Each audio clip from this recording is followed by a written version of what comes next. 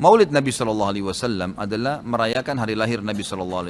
Awal mulanya muncul tahun 230 Hijriah. Dan ini muncul dari kerajaan dinasti Fatimiyah Syiah. Syiah ya, yang itu dibentuk pada saat itu di Mesir. Dan mereka punya 6 macam maulid dan sampai hari ini di Iran masih ada tuh. Jadi yang berfaham Syiah memang mengikuti ini.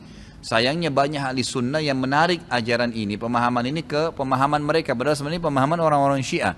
Dan Syiah ini jelas mengkafirkan sahabat, mengatakan Al-Quran kurang, gitu kan. Mereka punya 6 macam maulid. Maulid Nabi SAW, Hasan, Husain, Fatimah, Ali dan rajanya mereka. Dan mereka pada saat membaca maulid dengan zikir-zikir yang sering kita dengar sekarang, itu ya mereka berdiri di tengah-tengahnya karena menganggap ruhnya Nabi SAW sedang lewat. Banyak orang ahli sunnah di Indonesia yang benci dengan Syiah.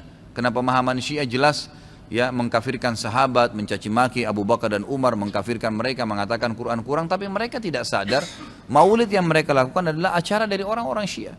Gitu kan? Anda boleh kembali kepada buku sejarah, semua buku sejarah menjelaskan masalah itu.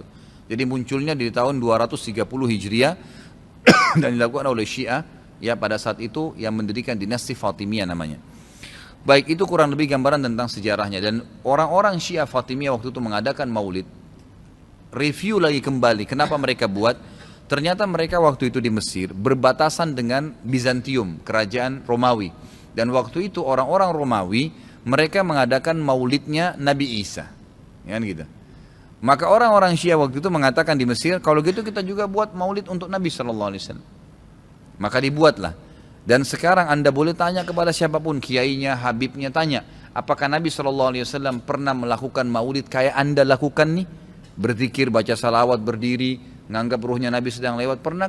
Pasti kalau mereka jujur mereka akan mengatakan tidak pernah. Ditanya, lalu kenapa Anda lakukan? Bentuk cinta kepada Nabi SAW. Bentuk cinta itu harusnya mengikuti dan mencontohi dan melakukan apa yang dicontohkan dan diperintahkan saja, nggak menambah, gitu kan?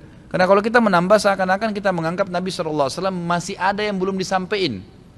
Para Nabi sudah pada saat meninggal menyampaikan semua. Apa kata Ibnu Katsir rahimahullah? Beliau mengatakan kalimat yang mulia pada saat menafsirkan surah Al-Maidah ayat 3. Al-yawma akmaltu lakum dinakum wa atmamtu alaikum ni'mati wa raditu lakumul Islam madina. Hari ini aku sempurnakan agama kalian, nikmatku untuk kalian dan aku ridho Islam sebagai agama kalian, kata Ibnu Katsir. Ayat ini dalil yang paling nyata dan jelas ya, menekankan bahwasanya Nabi SAW tidak menghembuskan nafas terakhirnya kecuali sudah menyampaikan semua apa yang Allah tuntunkan, dan umat ini tidak butuh lagi tambahan, yang kecil sampai yang besar, yang samar-samar sampai yang jelas, gitu kan? Semua dijelaskan, semua sudah disampaikan. Dan Nabi SAW pada saat mau meninggal dunia di Haji Wada, beliau mengatakan halla ballaktu, ingatlah saya sudah sampaikan kepada kalian. Alla ballaktu, ingatlah saya sudah sampaikan kepada kalian. Sudah cukup semuanya, maka jangan ditambah, jangan dikurangin saudaraku. Bacalah salawat, Nabi SAW perintahin tuh, banyak perintah salawat.